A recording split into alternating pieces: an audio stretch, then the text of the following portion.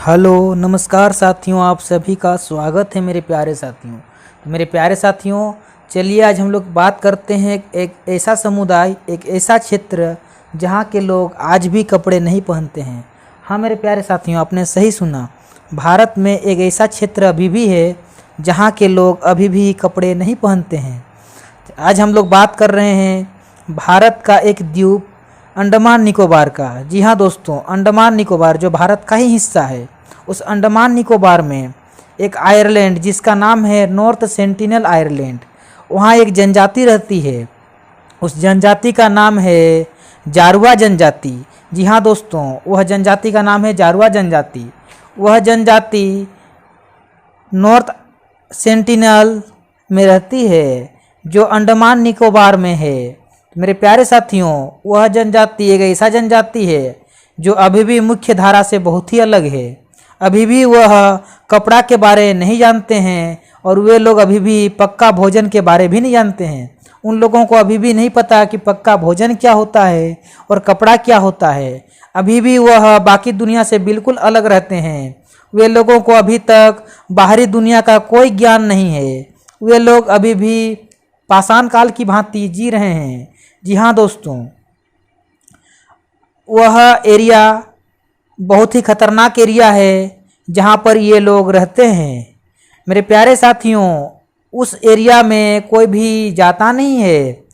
उस एरिया में अगर गलती से भी कोई पहुँच गया तो दोबारा वापस नहीं आता है, क्योंकि इस जनजाति के लोग बाहरी लोगों को बिल्कुल पसंद नहीं करते हैं।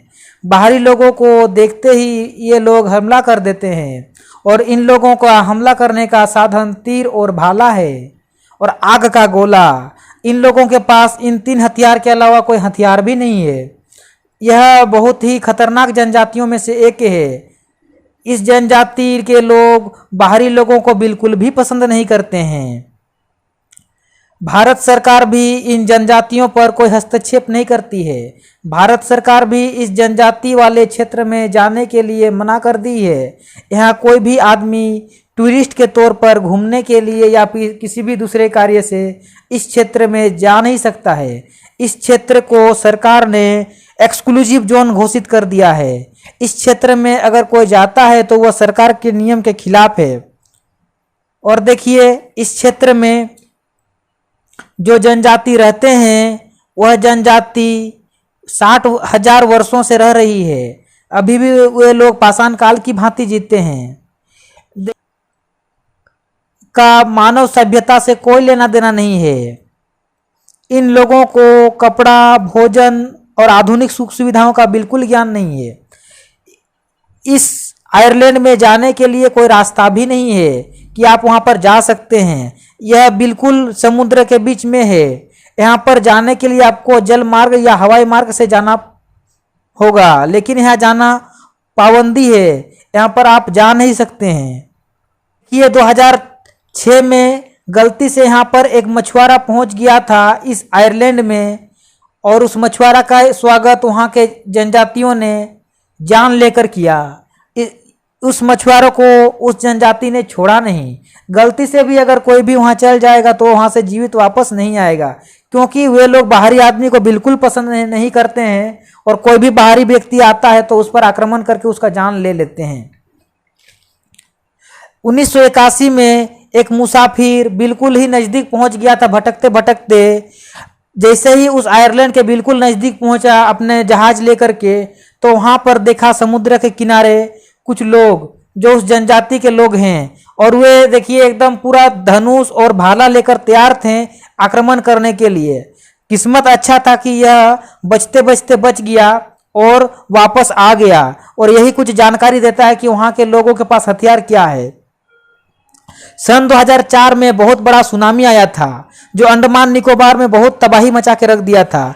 तो भारत सरकार को बहुत चिंता हुई कि उन लोगों पर क्या असर पड़ा होगा, वे लोग बचे होंगे कि नहीं बचे होंगे। भारत सरकार बहुत चिंता कर रही थी। तो भारत सरकार ने सैनिक का एक टुकड़ा भेजा कि जाइए पता कीजिए, देखिए कि उन जनजाति पर कोई असर तो नहीं पड़ा है, उस जनजाति के लोग सुरक्षित तो हैं।